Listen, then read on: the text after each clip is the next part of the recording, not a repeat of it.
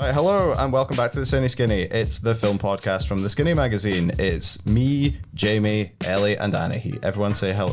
Hi. Hi. We're back at EHFM here at Summer Hall, latterly off of the news. Things are going well. If you buy Summer Hold, you get to keep us. Are we like now under retainer? Are we assets? We're structural. We're Anahit, load bearing. we all know the answer to that is yes. But So We- buy this podcast. potential make weights in the sale of Summer Hall. If you want more information on this, theskinny.co.uk. But yes, the vibe is cool here at Summer Hall. Everyone's very chill. Anahit is currently looking through some commercial property brochures. Annie's going to buy it. There you go. Just browsing, add it to your portfolio. Why is there a whole segment on anti-money laundering? I don't understand. I think I have a good answer for that. But for legal reasons, I'm not going to say I think that has to be added to all portfolio things. Yeah, it's not just Summer Hall. You're not allowed to launder money here. And for the last time, absolutely no money laundering. Anyway, in lighter news, on today's episode, sorry, Anahit's microphone just descended.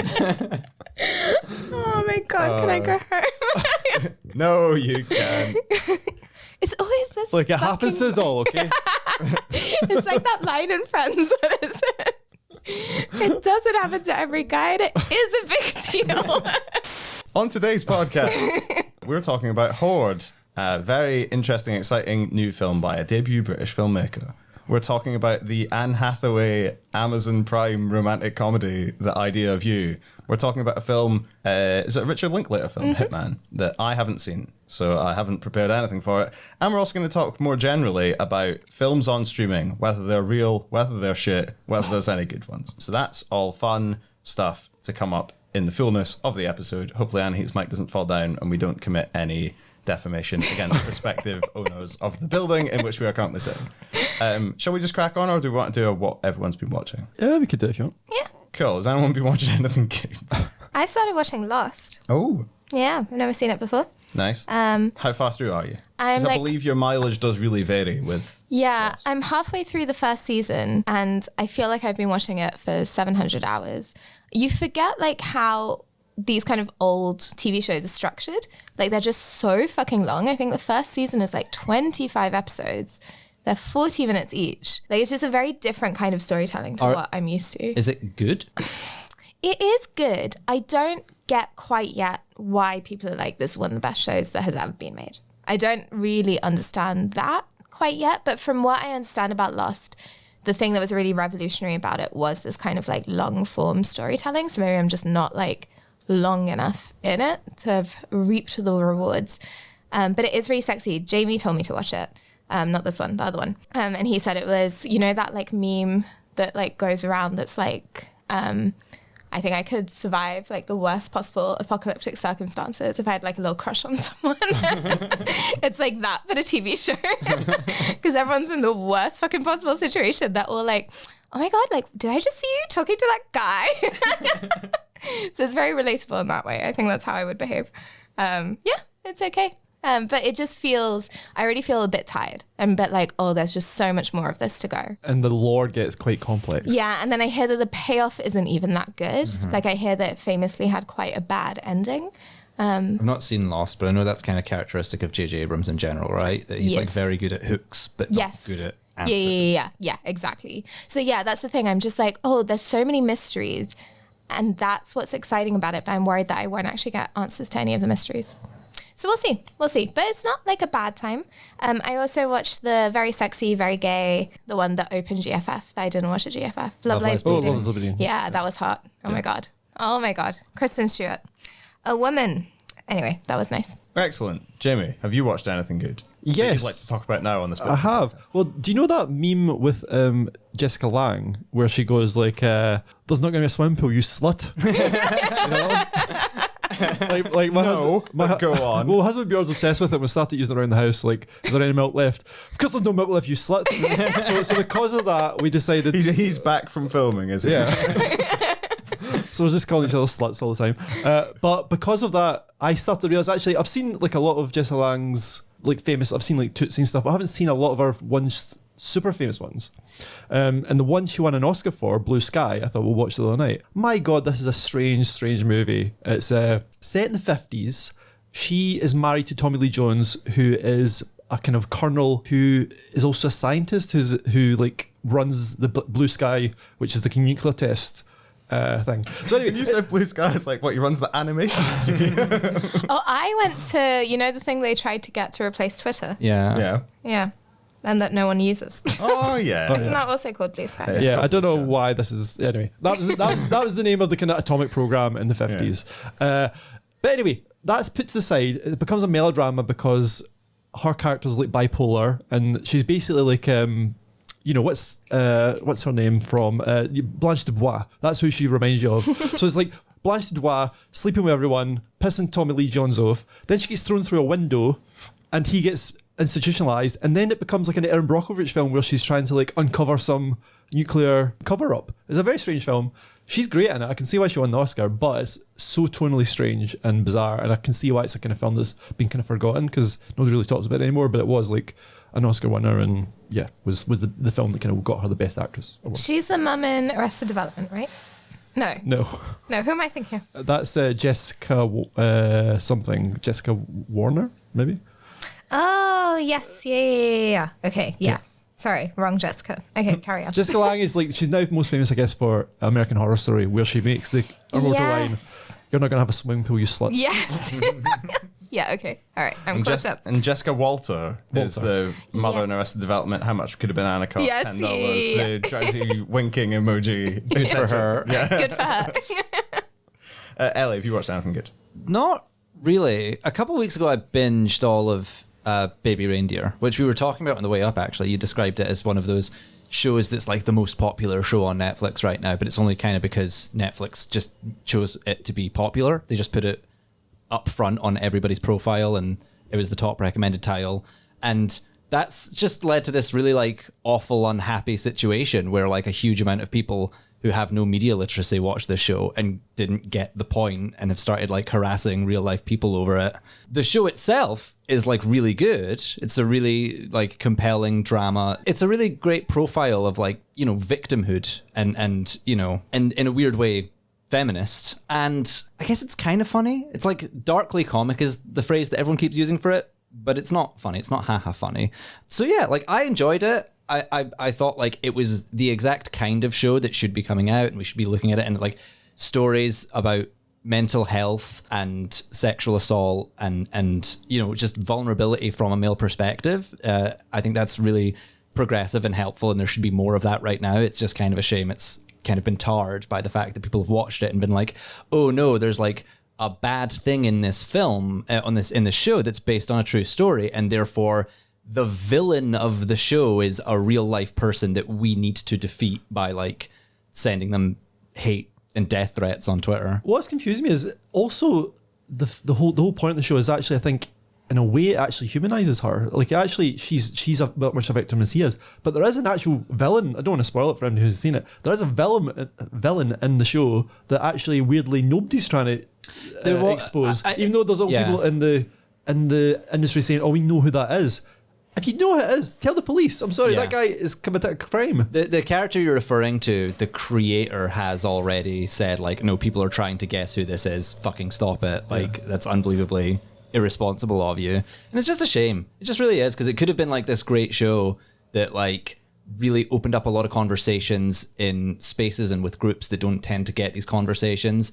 But I think because Netflix have kind of gone all in on just diffusing it to everyone's feeds, and possibly with the hopes of catching that like obsessive true crime fandom, it's kind of just buried the point of the show. Although I don't tend to like judging shows by like the way people respond to them. I wonder, see if Baby Reindeer was on like the BBC or something, maybe it would have been a different show. Because I think if it was on Netflix, on BBC or Channel 4, there would have been more safeguards to make sure that it was distanced a bit from reality. So the fact is, it is almost verbatim. Like, it's all, like, it's so easy to work out who it is. Yeah. It's actually quite irresponsible. It was Richard Osman and Marina Hyde's podcast. They talked a lot about that, about how there's like compliance. And Marina Hyde had a column in The Guardian as well that was like, compliance at the BBC is like a massive department that everyone knows not to mess with, and compliance at Netflix seems a little bit like it's just one person in a cupboard who's being asked to not stop things from happening. But then Richard Osman also said, "Oh, everyone in the industry knows who this abuser is." That's referenced in the show. Yeah.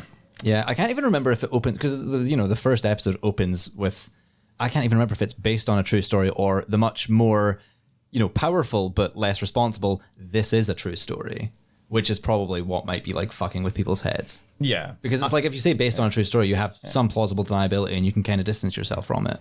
But I think that this is a true story almost feels like, again, those kind of like ridiculous viewers who think that the point of the show is to empathize with one real life character and harass everybody else.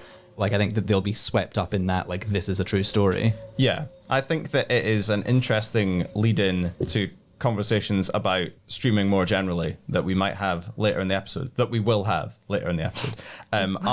I find, God damn it, we're going to have these conversations. I finally watched Triangle of Sadness, and it's very good, but it's incredibly stupid. Yeah, it is so dumb, actually. And I watched the first half. We were going to watch it on Friday night, and we got up to the point where they are on the boat and things are getting very choppy and everyone's spewing everywhere. And then we stopped to go and watch the Aurora Borealis. Did you see them? At this time of day, at this time of year, etc. Yes, we did. Oh, exciting. Do you want me to show you a photo? Please. I'm now going to show Anahit a photo of Aurora Borealis I was in a car park while it was happening. Party. This is the Aurora Borealis from Harrison Park. That's crazy. Oh my God. Could you see it like... Oh yeah, you could see it that. looks like that. Yes. Because some people said they could only see it through their camera. There was a very brief window of about 15 minutes when you could see it clear as day. We came out the corner of the flat and there was a massive purple streak behind one of the blocks of flats. Sally yelped and scared the shit out of a woman who was taking a photo of it. Yes, Triangle of Sadness is very good. It's very, very stupid, unsubtle film, but it's also quite clever and interesting. One of my favourite kinds of films. Film that's dumb as fuck, but also Do you have a fun. favourite section? Yeah, because there's like, it's 3 films in one, pretty much. Yeah, I think I liked it when they were on the boat. Yeah. But then I also liked it when they weren't on the boat. I like the first bit. I like that argument that they have in the lift. That's fucking great. It's just He's like, take the money, yeah. It's like all of these people are dreadful. Mm-hmm. Maybe their comeuppance is coming. We're just going to have to watch on and find out. Right, so Hoard, which is the debut film from British director Luna Carmoon. So Maria is a 7-year-old girl in 1980s Greater London, surrounded at home by all these items that her mother has kind of like hoarded and collected together.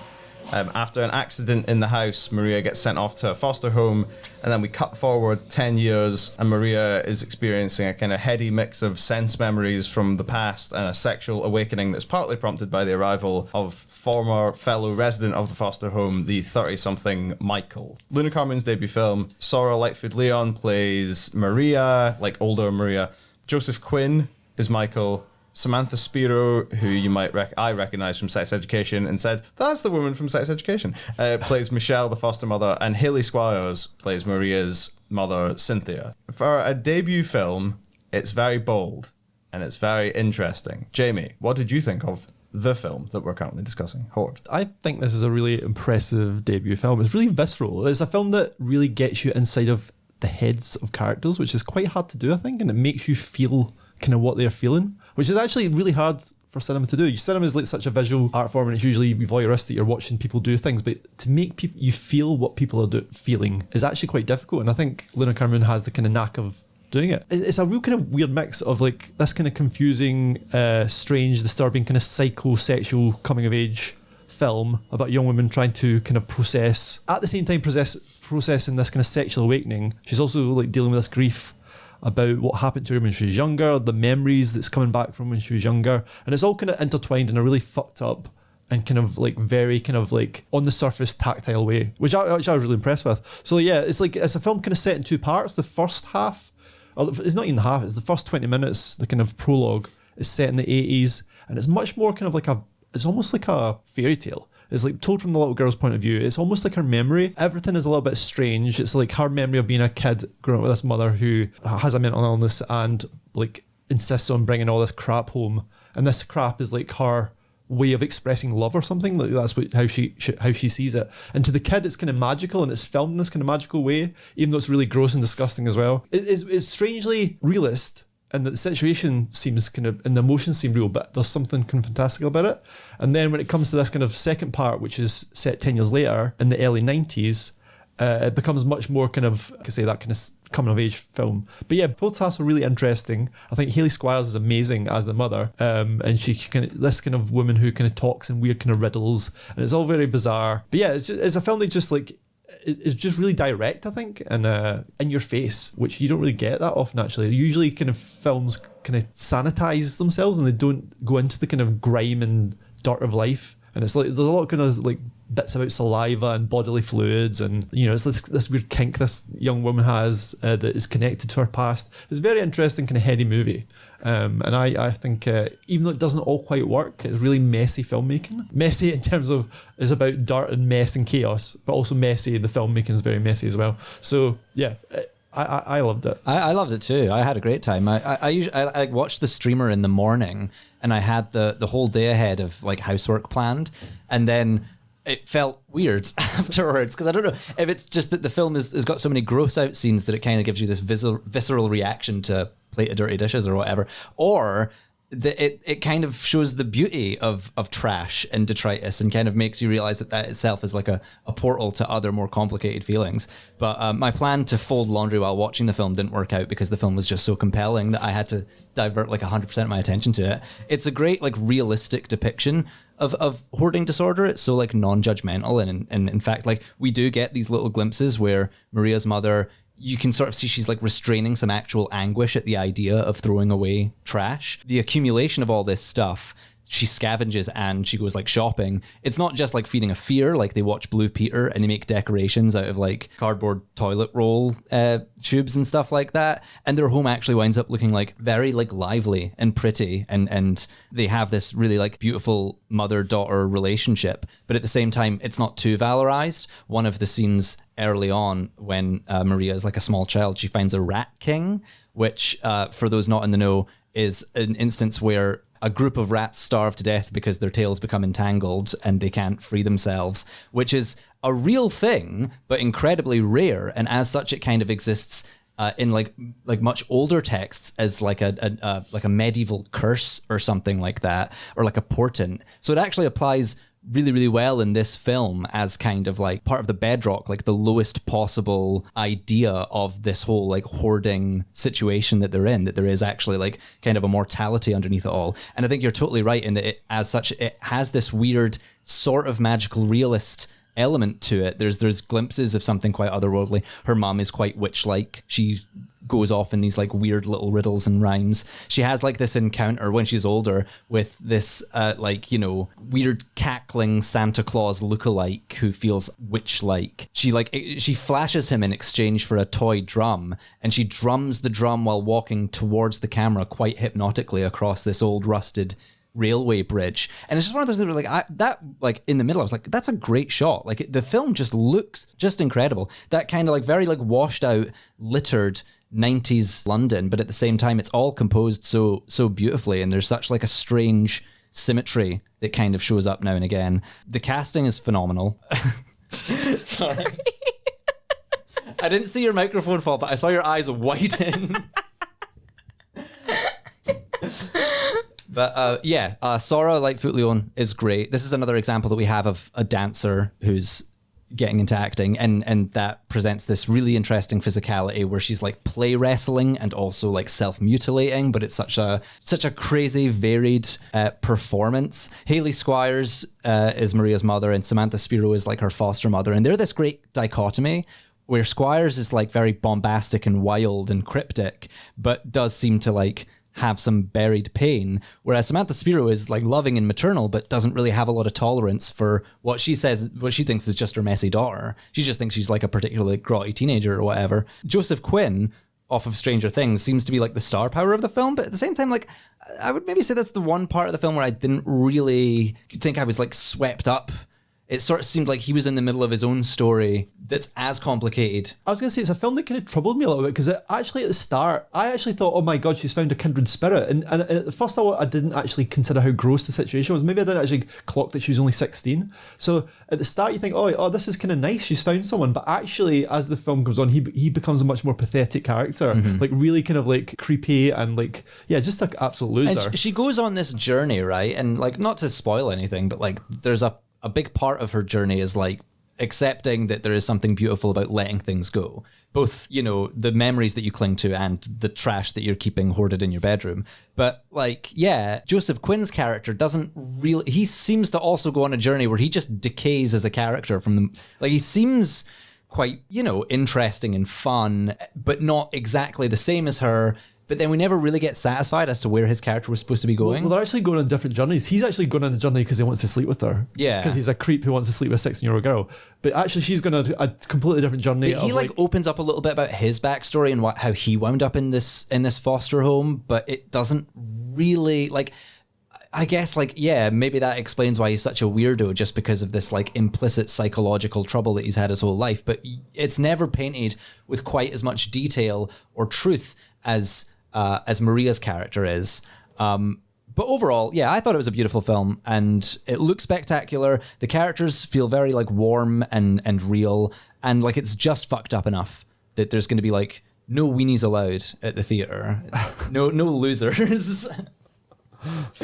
Cool. So I think that Hoard is out this weekend or is it out next weekend? I've not done this very basic check. Scheduled for a UK release 17th of May. It's out this weekend. Thanks, Ellie. So yeah, go and check it out. Very interesting and very complex and interesting film by a new talent in British filmmaking. Why am I talking this like BFI voice? It is gross. Like it got like an audible reaction out of me. Yeah. Which when you watch loads and loads of films, you don't get like quite as affected and anymore. It's proper troubling as well. Like the actual sexuality is quite. It's not like, I wouldn't say it's over sexual in terms of like nudity or anything like that. It's actually just troubling. It's very animalistic. You know that at some points she becomes like they actually become animals. It is just an acknowledgement that like adolescents have like weird psychosexual drama that's just exploding in their heads at all times, and we don't tend to see that on film as much. Yeah. Because it's not a film that's making it for it being sexy, but it's just a film that's making it for it being very like honest and psychological. Yes, I agree. Cool. I like the bullfighting. Bullfighting sex scene. great. Yeah. Next up, another good film. That's not foreshadowing for later on at all. So Hitman, this is the new Richard Linklater, which is coming onto Netflix in the next week or so. Now, we tried to get a streamer of it and we couldn't, but Anahit has seen it and is going to tell us all about it. Yeah, I have seen it. Classic Cineskinny, where Anahit has managed to see a film that none of the rest of us have, and now just has to monologue for 3 or 4 minutes. Yeah, I saw this film at Venice, almost a year ago now. And it is so fucking great. I'm so excited it's coming out now. So I think I've said before that, like, for me, the mark of a good romantic comedy is that everybody is absolutely fucking crazy and the relationship is deeply unhealthy. I think if you try and make it, which there has been this sort of tendency towards that in like contemporary romantic comedies, that you're trying to make it quite like nice and well communicated and like, oh my God, we've all like been to therapy. Like you lose a lot. You can't even chase someone across continental Europe anymore. No. Literally because of work. Because of work. Like you lose all the tension. Like at its heart, I do think like a romantic comedy has the blueprint of a comedy of errors. Like it's a profoundly sort of Shakespearean thing. Like that idea of like much ado about nothing, where everybody is horny and fucking each other over and it's so hot. Like that is what the romantic comedy is at its heart. And I think it's kind of like a dying art in that way. Having said that, Baby was so back with Hitman, which is a film in which everyone is certifiably psychotic.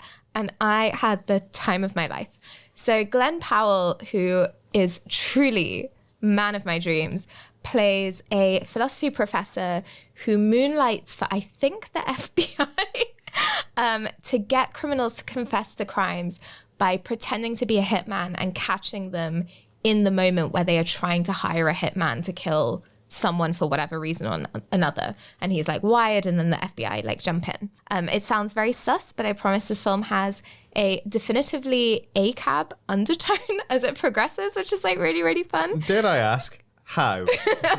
There are big twists and turns. Oh, okay.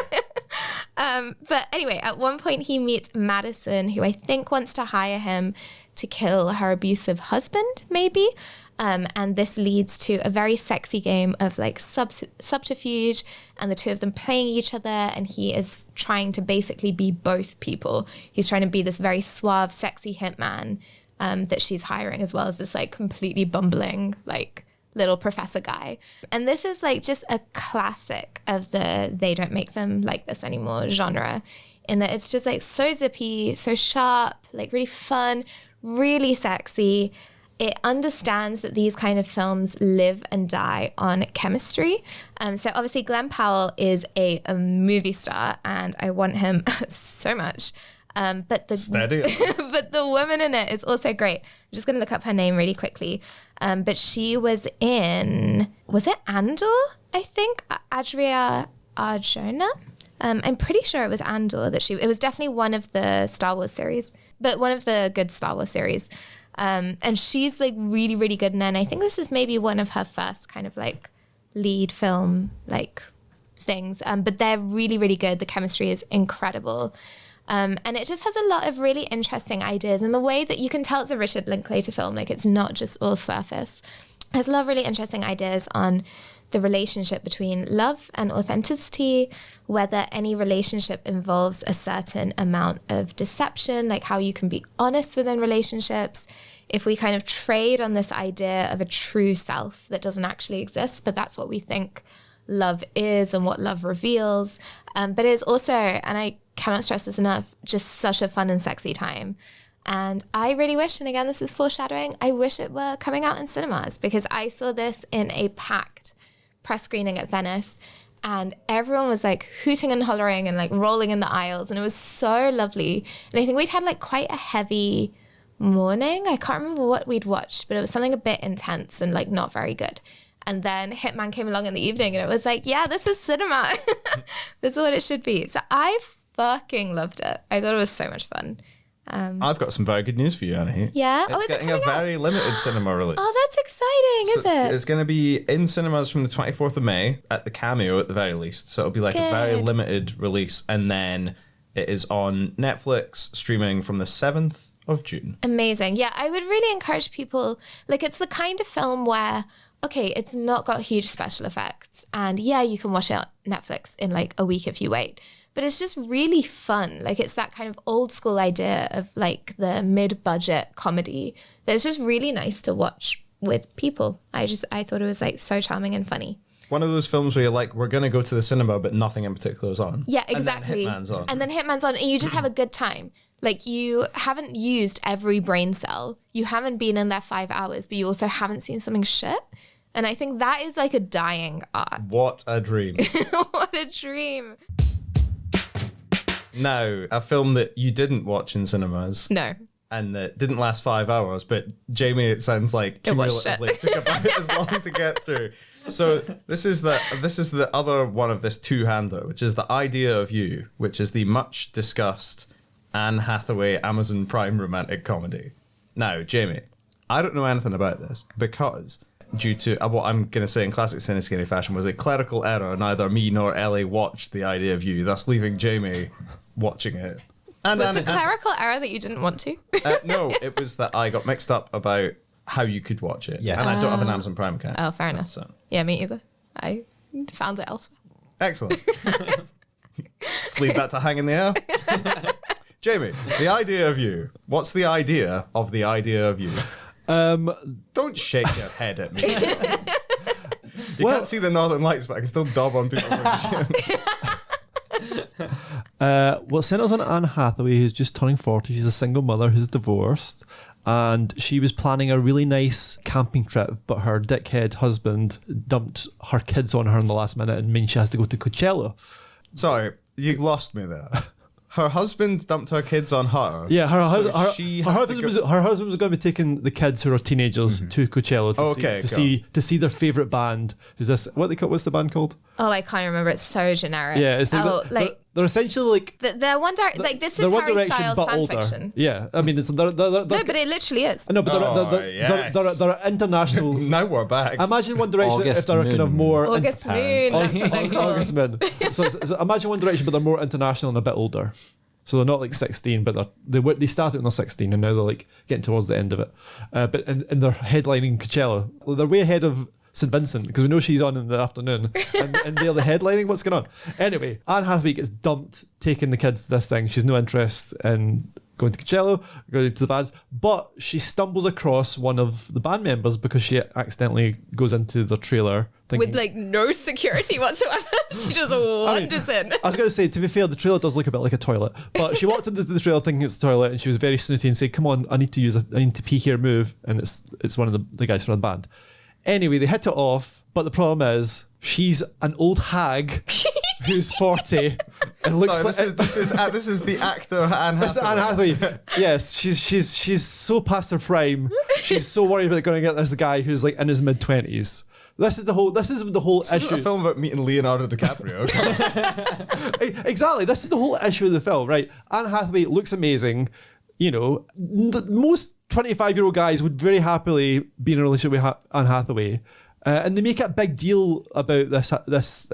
In the whole throughout the film, you've got Anne Hathaway looking in the mirror, when she's like hanging out with all these 20-year-olds thinking she's not good enough, and then she has to wear like a bag over her head. Like, what's going on? Yeah. You think we're crazy? There's this like bikini scene, and then she wears this huge fucking caftan. It's like, girl, you look like Anne Hathaway. Did I ever tell you that Anne Hathaway was, when I realized that I was like a little bit gay, was in Ocean's 8, when I was like, I would rather make out with her than any of the men in this film. There you go. She's so good looking. She's turning people queer.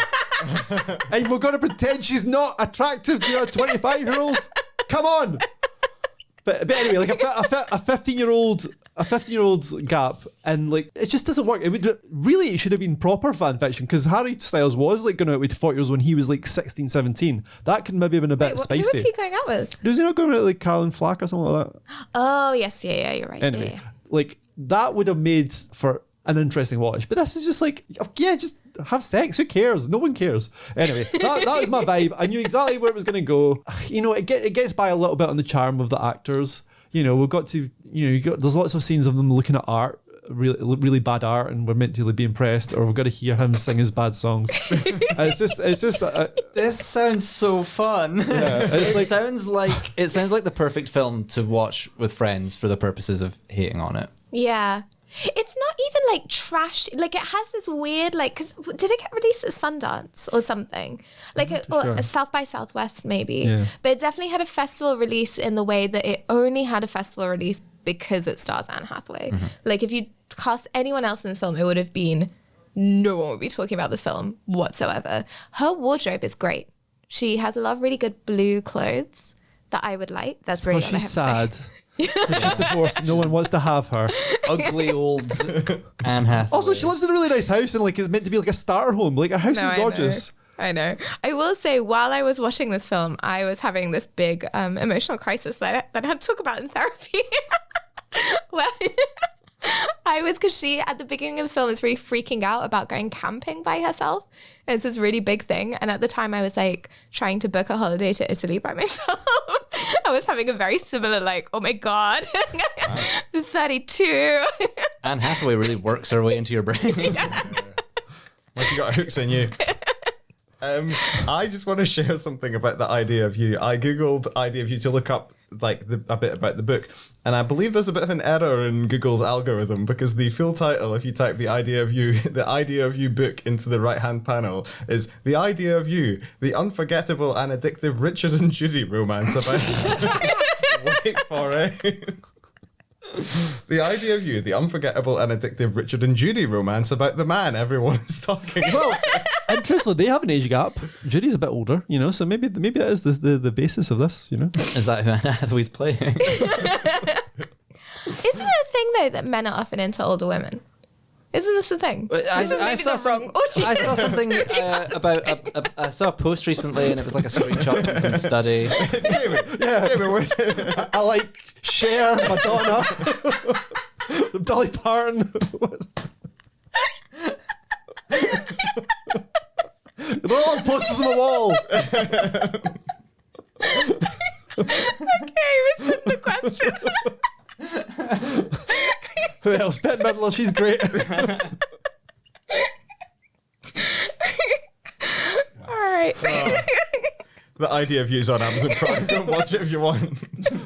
I was going to say, the thing about it, it's the one film where you could actually just listen to it. You don't even need to look at it. It's like it could be a radio play. It's like so visually uninteresting. I don't even think the fashion was that good. Like, No, I just really like that colour blue. I thought it was nice. yeah, it's not very good. No. It doesn't sound it, to be honest. But it's the kind of film that goes on streaming a lot. Well, this is the thing, right? This is the next part of the podcast, so very nicely led into it. So yeah, we wanted to talk about streaming films on streaming, things on your Netflixes, your Amazon's Prime, Disney Pluses, etc., etc. So, streaming films. Are they real films? Are they shit films? What are the good films? Etc., etc. First things first, Peter's Taxonomy Corner. There are films that are on streaming, and then there are streaming films. I think streaming films are an example of the thing we just talked about. Anne Hathaway stars in an adaptation of Harry Styles fanfiction. Brooke Shields is around. In Scotland. Brooke Shields is available. Adam Sandler has already been paid, so we should get him to make something. And then there are films that are on streaming, which I would categorize as closer to real films. These are films that are made, often by like independent production companies, or they're certainly made with the intention of going to cinemas, and they end up, for various distribution reasons, on a streaming service. A classic example of this is Uncut Gems, a film which everyone in America refers to as hashtag A24, but that in the UK and around Europe was released on hashtag Netflix, which meant that I watched Adam Sandler have a full-on disco freakout in my house rather than in a cinema with a great sound system. Still one of my favourite films, but there we are. So, bit of chat about streaming and films and how streaming has very much changed the way that we watch films, but has it been for the better or the worse? Who wants to go first and talk about things that have been on streaming? Ellie does. I don't know where this fits in with your taxonomy, but Bird Box came out in like Christmas of 2018, I want to say, and it was it was like the biggest Netflix film up until that point. It was the Netflix film that had done the best. It had something like in its first week 45 million views, and it was part of that whole like Netflix and streaming services and this model seeping into like common parlance, and everyone was becoming more aware of it because people were saying, well, if you took those 45 million views in that first week and translated them to like a box office tickets, then that would be like hundreds of millions of dollars across the world. Except the thing is that, like, you know, it doesn't really work that way. First off, like, Bird Box didn't get good reviews. Everyone just thought it was quite like hollow and uninteresting and quite, you know, treading the same ground that A Quiet Place had done the same year or the year earlier. Of those like 45 million people who watched Bird Box at Christmas time, they would have been paying something like, I don't know, $8 or something like that for their monthly Netflix subscription. And the reason that at that point, and kind of still today, that people are spending $8 or more for a Netflix subscription is not to see the new films that they're going to release with Sandra Bullock. It's because they are keeping up with Bridgerton or Queer Eye or whatever, or they want access to the entirety of Parks and Rec or Friends or something like that. So, like, yeah, fewer people would have taken the time to go out at Christmas and then buy a $10 movie ticket to see something that critics were saying is rubbish. Streaming services are kind of just for TV. It's a TV model. So it's really hard to quantify the actual success of streaming exclusive films with casual audiences, because the film, like they're commissioning films just to kind of be bonuses for subscribers. They're not part of the wider, like the films that may come out of Netflix are not part of the reason that people are really getting Netflix, which might like explain why so many of them feel quite derivative. Like the one that I always like to talk about is The Dirt, which was Netflix's attempt to get into that whole Bohemian Rhapsody Rocket Man thing where Is this the Motley Crue they did a one? Motley Crue biography adaptation, and it's like possibly the most unintentionally hilarious rock star biopic. Like, it depicts the, you know, extreme off the rails lifestyles of the glam rockers without any ability to actually question or criticize them, because the only people who would click on that title are Motley Crue fans. So the film is like, you know, I mean, slight spoilers for people's real lives, but it's like, you know, yeah, the closing monologue's like, you know, Nikki Sixx OD'd and Vince Neil killed a guy in a drug-fueled car crash, but at the end of the day, we rock, and that's what's important. And it's like, fucking no, it's not. Like, you're able of like use it, like creating an actual point out of this film, and a lot of them feel derivative. That's what you get levied against Netflix a lot, right? That's probably why they go for so many like genre films. There's so many fucking holiday films. There's like Christmas Chronicle and Christmas Prince and Castle for Christmas. And there's sci-fi films like Rebel Moon and the Cloverfield Paradox and stuff like that. And it's not that there's no bad ones. The nature of like quantity over quality is that there will be a couple good ones that stand out. But the better ones always manage to like fly under the radar because there's just so much noise to compete with in its own platform. I also think the noise thing is really... So there's two things there. The noise thing is like, a lot of it is self-created noise, because the thing about any streaming platform, in the same way that a cinema can do this, but they don't have tens of thousands of films on at once, people who are showing you a film can decide which one they would like you to see and then direct you towards it, either by putting it on more often, putting it on at better times, or just having loads of posters that say, watch Argyle, in the Cineworld when I'm going to watch a film that's not Argyle. I tell you what, those posters didn't work, because the fuck I'm watching Argyle. That's an Apple one as well, so it's also streaming relevant. The other thing is that this idea that like X million people watched Bird Box says Netflix. Well, like, says that's just not. There's famously big struggles to get actual comparable like-for-like data about how much people are watching from any of these companies, because why would they want to tell you? And part of the reason that they want to try and obscure this information is because of the Don's Marxist hat, because they basically want to obscure the amount of people's labor that is being unduly exploited by not paying them proper residuals or not paying them properly for the work in the first place.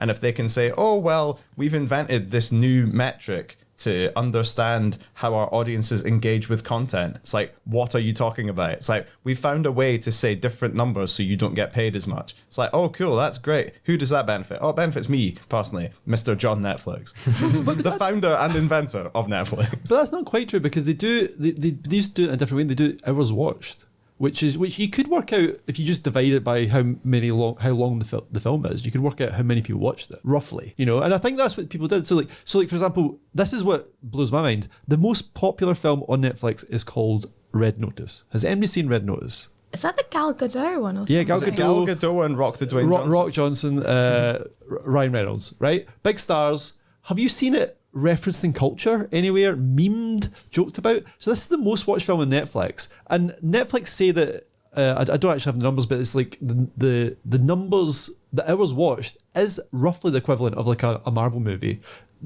Wayne Johnson's come out and said this, that it's like roughly the equivalent of people have watched this that watched the Avengers. Yeah. But it just doesn't, I just can't believe it. And if they have watched it, how have they watched it? Have they watched it because it's on in the background? Like I don't think people are really watching these movies, because if they are, it would have seeped into culture somehow. Yeah. How can the most popular film on Netflix not be referenced in culture? I couldn't even, if you showed me a scene from it or a still from it, I don't think I could pick it out. But that was like a whole thing, sorry, wasn't it, around the strikes where they were talking about how they wanted to pivot to second screen content? Wasn't that a really big thing? That they were talking about how like, oh, we no longer want to be making things that are quality. We want to be making things that people will watch while being on another screen. So like while doing work. And I think that has now become their big output, whereas there was like a weird little point. Because I've been thinking about this a lot. Like the made-for-TV film is not a new thing. No. And like the shitty Christmas romantic comedy is not a new thing. Like Hallmark did that for years and years. I think it's more that there was a weird point when Netflix was like, we're going to transform this into a thing of potential quality. And then that immediately... It lasted like a year, and then it kind of downslid, right? They were following the kind of model that all these tech companies take, which is that to initially get people on board, you have to promise something that is of greater quality for less money than anybody has done before. Yeah, and then once they're on board. Once you're on board, you're like, well, the first thing they'll go, we'll get rid of the quality. That'll be the first thing. Yeah. Next will be the quantity. Yeah. Well, you got your bank details, so what are you going to do about it? Because like I remember in that kind of 2017, 2018 bit, there was this like talking about like Netflix's romantic comedies, there was a kind of temporary golden age of Glenn Powell led Set It Up, like To All the Boys. These were things that were like, that they did become part of the culture. And okay, they weren't like Oscar films, but they were like quite critically well received. But also in the culture, I think people were tweeting about them. Yes, exactly. It was on Instagram. Yeah. That they went viral, that the leads kind of had like cultural cachet, even just like for a couple of years. And then, this is just no longer the case, which is such a shame. So one of the things about, I'm just reading this thing from the Hollywood Reporter, say that the Netflix definition of a view of a thing, you take the total amount of time that someone spent watching something and divide it by the running time. And that tells you how many views something has had. So a 120-minute film watched all the way through is one view. But that also means that if 120 people leave it on autoplay for 1 minute, that counts the same as one person watching all the way through and actually engaging with it. And I think that's bad. And But- I don't like that as a way of measuring anything. That sucks and I hate it. I mean, I won't even get into how we quantify our Twitter views for the podcast. But anyway, What I would say is that that's Twitter's problem, not mine. I was going to say that I think you make a really good point about that run of romantic comedies, but I think those were all word of mouth successes. That's the difference. I think when Netflix try and tells me, I've got a list of all the top 10 on Netflix, and we could play a game of like, is this a real movie or is it not? So I think we can say Red Notice is not a real movie. No one has seen it. Has anybody seen real? No. Okay, number 2 is Don't Look Up. I remember that one. Adam McKay. Oh, yeah, Yeah, that it's sucked. rubbish. Okay, it's rubbish, but real movie. The Adam Project. Adam Project, that's not a thing. I've heard of that, but I don't know anyone It who's does watched exist, it. but it's not a It's film. another Ryan Reynolds joint. Excellent. Bird Box. Yeah. It's a real movie. Didn't watch but it. It's a bad movie. Leave the World Behind. What? This is the Julia Roberts thing that was quite popular a while ago. I think I like to think of myself as a bit of a filmy person. I work in the arts. I read. I listen to podcasts. I have literally never heard of this film before. I think you've gone to a next level of this game where it's like, have I just put these words together? What was it called? Leave the World Behind. Leave the World Behind. Ethan Hawke, Julia Roberts. Produced by Barack Obama. Shut the fuck up. Right, you're taking the piss now. Number 6 on Netflix, most popular film, The Grey Man. Right, that's definitely not a real thing. No, was that the Chris Evans It was Chris one? Evans, Yeah. Who the fuck's the grey man? Chris Evans. Touche. Jamie, carry on. We Can Be Heroes. Never heard of No, Robert Rodriguez. It's like essentially one of his Spy Kids things, but for Netflix. Right. The Mother, Jennifer Lopez. Have you heard of this? what? Sorry, is it called? Is it called The Mother Jennifer Lopez? Colon. Or the Mother colon Jennifer Lopez is like a series. The Mother comma Jennifer Lopez is like a slightly avant-garde, and it's a film in which, like, notably Jennifer Lopez doesn't appear once. I was actually quite upset that Becoming Jennifer Lopez. Glass Onion. Sure. That's a good film. Sure. That was a film. Fine, but that's you know what that is. That's a Lion King 1.5 Timon and Pumbaa's Day Off or whatever. That's not a real fucking What thing. was that, number 9? That's number 9. And number 10, Extraction. Chris Hemsworth. I've seen 2 of those. Maybe. You've seen You've seen those- I know I've seen 2 of those. Oh, okay. 10. Yeah, I mean, like that's 2 what I or mean. 3. Or How can these be the most popular films on the biggest, most popular platform? I don't understand it. Yeah, that's crazy. I think part of my theory is like, I was going to say, like, how you were saying it's like those ones you were talking about were word of mouth, whereas these are marketing. So there's a thing where, like, I think things are popular for like a week on Netflix, then completely disappear. So I think these probably got all their views like in a very short period of time. Yeah, and you can, if you're Netflix, you can absolutely put your finger or possibly your full palm and whole body weight on the scale if you want. If you've spent all this money on Rock the Dwayne Johnson, you need to make some of that money back, and you need to show people Rock the Dwayne Johnson content. Doesn't matter if it's any good, because you just put it in the panel at the start and be like, watch this. Stick it on for 2 minutes, and if enough of you do that, it'll all add up to us. But also the thing about putting a film in a cinema is actually really good marketing, you know, because like it becomes like it's in the ether, it's around about you. You'll see it, like you say, when you go and see whatever art house film you're seeing it, you're seeing the poster for a girl, but you don't really see that unless you're on the Netflix platform, you know, because like you know, movies used to have a life where like they were in the cinema for a few months. And then they take a little break, and then they come back on DVD, and then they take a little break. Then they'd be on you, like, you know, telly. Yeah, Like, even the when videos Netflix did that thing where, like, for 1 year they decided to just make a bunch of Oscar films, and they had like Martin Scorsese doing The Irishman, and they had Marriage Story and stuff like that. Those films still sort of felt like they had more limited longevity. Yeah, because they had a bit of time in the cinema, and and they had like festival runs. They felt like they were in the world for a bit. Yeah. I think the pandemic also had like a big effect on this. I think a lot of those films, like Extraction, I think, and like several of them came out in that sort of pandemic space when suddenly everything like that wasn't. But you remember The Old Guard? Everyone went crazy about The Old Guard. It wasn't that good. It's terrible. Yeah, it's just that like there was nothing else out, and it felt like a cinema film, but it had been translated to. Whereas now it's like there's no excuse. Just like go to your fucking cinema. Like it's wild. I've been trying to think about like what films are good that go straight to streaming. And most of the ones I can think of, I wonder if they would have had a bit of a cinema release in normal times. So like Palm Springs is, I think, a masterpiece. Yeah. And maybe it would have had a bit more of like, it wouldn't have been such a like, But just it's on Hulu. that thing you said, where even the Netflix films that I really, really like are still, like you said, those ones where you don't really use your brain for all of them. They're not like transformative or anything like that. They're just good, fun films. So like, Palm Springs is amazing. When I think of other films that I've seen on streaming services that I think are streaming exclusive, Gerald's Game, the Stephen King one that appeared on Netflix by what's his face who did Haunting of Hill House, Flanagan, yeah. Flanagan. Like that's a good one. That's like a really good like nice sort of like. But again, that's genre. That's a genre film. That's like a horror film that like I learned what degloving was. Yeah, it's gross. It's horrible. And I was like, I actually didn't need to know that. Thank you. Yeah, Like, but again, like that's good at being what it is, which is a horror film adaptation of a Stephen King story. It's never really gonna. The whole like Oscar grabbing thing that they were doing was kind of just that. It was to grab Oscars for like a year. They never did anything. They've not had Martin Scorsese back or anything like that. They had Wes Anderson last year, but that was for like a couple short films. Yeah, you're right. They didn't, but it was like that kind of run. Jane Campion as well, like Power of the Dog was a Netflix film. But like these days when I go to Venice, like the Netflix logo, it's like the Netflix logo and the movie logo are the ones that show the most before films, which is kind of wild, actually. Because the thing with Netflix is, and I kind of alluded to it right at the start, there are some films that are directly like in-house Netflix.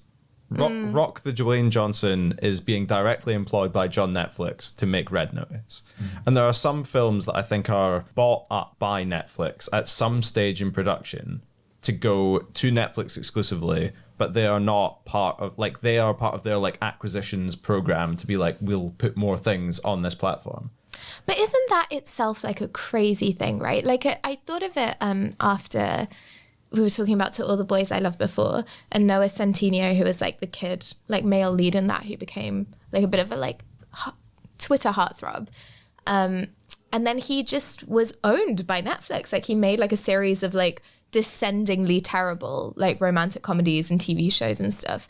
And it's kind of this ascription to basically the old Hollywood studio system, right? Just about, yeah, there's the a reason it actors got are like, broken up in the first place. exactly. And now it's like back where like a director is owned or an actor is owned by Amazon or Netflix, and they have this ongoing deal, or Disney. Yeah.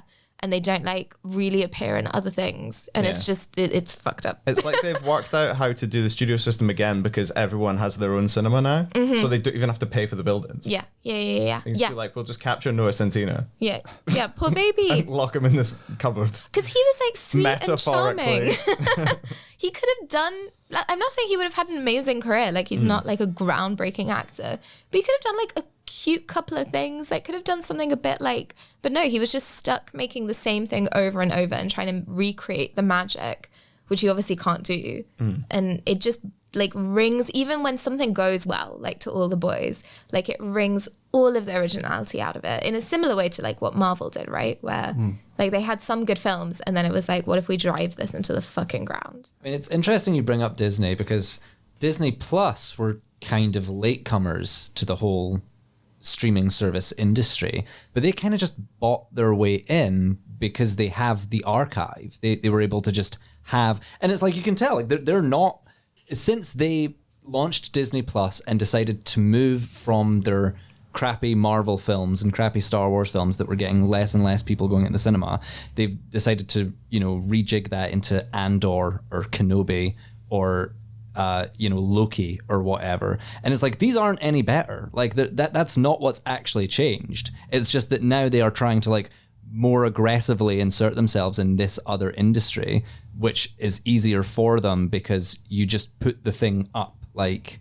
you know what I mean? Netflix built up to it at the very least. Netflix, like something I was saying to you is like Netflix have like, it's like a good program. Like it's a good media player. Whereas Disney Plus, it doesn't even auto roll until the next episode until after like 5 minutes of translation credits. I want to know who at Disney Plus did the categorization because that thing is a mess. There's no way you're telling me that Air Bud is an action adventure film. Like streaming services don't have to be good at being streaming services. They just have to be good at being catalogs, which is why people were really upset when, what was it? It was like HBO Max was going to get rolled into, is it Disney Plus? Who owns all that? No, Warner Brothers' new program. And it's like, what people actually appreciated about HBO Max is now that like we're all aware of the fact that you can just, get stuff, like the fact that people no longer go to streaming services because they can dependably get the same shows because shows keep changing. The reason that people like streaming services, whether or not that's why they realize it, is because they act in a curatorial way. Like people could just pirate everything that comes out, but you'd have no way of knowing what everyone's watching. You'd have no way of knowing what's really new.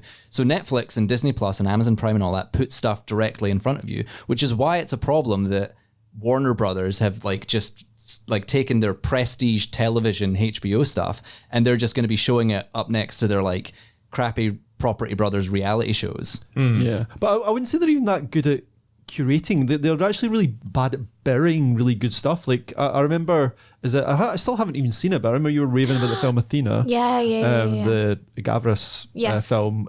Like it just appeared on Netflix after having a really good sort of debut at Venice. It sounded like it was a very kind of cinematic film. Yeah. It has this kind of amazing opening. I remember you raving about it, and then it's just a film that you don't even see it come up like near the front. I also think the Matty Diop film Atlantique. It kind of the similar thing happened. Like initially you think, oh great, Netflix is supporting these kind of young auteurs, young filmmakers, but if they bury the film, they don't give it the same kind of page spaces like giving Dwayne The Rock Johnson. Like what hope have they got of like finding an audience? And when the platforms determine what is a success, then if you say, oh well, I made this film, I made exactly the film you said you wanted and people really enjoyed it, and they say, well, nobody watched it. So nobody watched it because you didn't tell them it was there and you told them to watch other things instead. It would be remiss of us to imply that streaming is all bad, although we could go with that if we like and then we'd be done. But there have been some successes, I think. I think that Mubi, and we're not just saying this because we work with them a bit, but Mubi I think is like a good platform for that curatorial side, but also for actually like taking films that you would just completely miss and giving you a realistic opportunity to watch them. Yeah. But then I would argue as well that like Mubi's kind of the tipping point where it became a huge thing was when it started acquiring films and putting them in the cinema, right? Yeah. Like that was really when it became like, oh, it's a player in the game. But then what they started doing is they started buying films that were, I would say, big enough and good enough to go to cinemas, and then people started paying more attention. Yeah. Then to the smaller stuff as well. That's true. But they're also not making their own stuff yet. Like they are like literally going to festivals and finding the best things, and some of it goes into cinemas, which is great. Yeah. But some of it goes on the platform. But the smaller things that go on the platform get a lot of attention. Like for example, Yannick, the film we showed at the cinema. That sort of got a lot of attention. It was like it lands on the platform and it's given, it's because it's smaller, these films have a bit more chance to breathe, and I think that is a model that works, but I feel like if you're just if you put Yannick on Netflix, it would just disappear because it's up against Friends and it's up against all these like Ryan Reynolds movies, Yeah. And one we haven't talked about much is Amazon, and there's a thing that I want to flag up about Amazon. It's possibly my favorite thing about Amazon Prime trying to do films, not financing a Lynn Ramsey film, not going in this weird art house tangent for a couple of years, was standing on Princess Street around Christmas time a couple of years ago, and a bus went past with an ad for Asa Butterfield's Christmas film, Your Christmas or Mine. It's a film in which I think he's posh and his partner's not, and they're going to go to each other's they're going to go and spend Christmas together, but they get crossed wires and they end up going to each other's families for Christmas. Apparently, it's shit. But the thing I enjoy about it so much is that the poster was like a perfectly standard watch on Amazon Prime, Asa Butterfield doing a coy point. And then just at the corner of the poster, in the most basic, like, Calibri font, it just said, new movie. And I'm like, who is that for? It's like, that is the film marketing understanding of a company that sells light bulbs. That sells light bulbs and the storage online that you use to store your own pictures of light bulbs. I tell you what, I'm going to stick up for these little underdogs, Amazon, for a second, because like obviously there's tons of problems with Amazon. One thing they do quite well, I think, though, is their films. They do give them a bit of breathing space between the cinema and the platform, and I think that really helps the films. A good example is something like Saltburn. Like, Saltburn had a good run at the cinema. I think tons of people were talking about it, and then when it went on Amazon, it got a huge... It was like basically the film that everybody was talking about for weeks. Like, it was marketed really... Well, it wasn't even marketed. It was released in a sensible way. You know, Netflix bring things out too quick. I remember going to see, on the opening night of Maestro, when it was at cinemas, I went to the GFT at 8 o'clock. That should be the busiest screening. Now, Maestro is the most GFT film you can imagine. You know, it's like about a famous person. It's got famous stars. And there was like literally 10 people in Cinema 1 on opening night. But that's because it's going to be on Netflix in a week. You know, people will hold on a week to see a film. But if you're going to be like Amazon and leave it a few months, I think people will go and see it. Challenge is another example. That was going to go straight to Amazon. Isn't that crazy now, having watched it? Exactly. And the That's only film I know that wild. like loads of people have come out to see this Yeah. year. Well, after like Poor Things. exactly. And it's like it's really cinematic. It's perfect for the cinema, but they're also put in the cinema for a good, not just 1 week. It's going to be in the cinema for a few weeks, and then there's going to be a break, and then it's going to be on Amazon. And I think that gives the film a life beyond this kind of this first weekend that you get when it lands on the platform, and it has to do well, or it disappears down the pipe. You know? Yeah. They can't all be new movie forever, can they? Cool. Well, is that us, do we think? Nice thing to end on, I think. A sterling defense of Amazon by Jamie Dunn. We have it on our Netflix. Our rankings. Letterboxd. Yeah. Okay, right. Letterboxd rankings. We are on Letterboxd. Follow us at the Cineskinny on Letterboxd. So, Hoard, Jamie, what do you think? I think Hoard was great. I would say 4. I'll also say 4. I would say 3, but that does round up to 4. So that's 4 for Hoard, which kind of rhymes. Anahit, you get sole control of the Hitman ranking. I give it 4 stars. 4 stars. Excellent. And the idea of you, Jamie and Anahit, are going to have to share this one. I'm trying to remember what I gave I'll it. You give go it first. 1.5. 1.5. I gave it 2.5. So 2. So that's 2. A solid 2-star for Anne Hathaway's Richard and Judy fanfiction. It was almost a 2, but the song that the guy sings on the Graham Norton show is honestly the worst 2 minutes of my life. It's so I know it's meant to be like that kind of shit, like, you know. But then they're like, aren't they releasing some of the August Moon songs? I'm pretty sure, yeah. like on Spotify. It's the worst, honestly. Well, thank you, Jamie. Thanks, Jamie, Ellie, and Anahit. Thank you, Cheers, Peter. In 2 weeks' time, I'll be on holiday. So you'll all be listening to Jamie Dunn talk to George Mackay. So Kenny.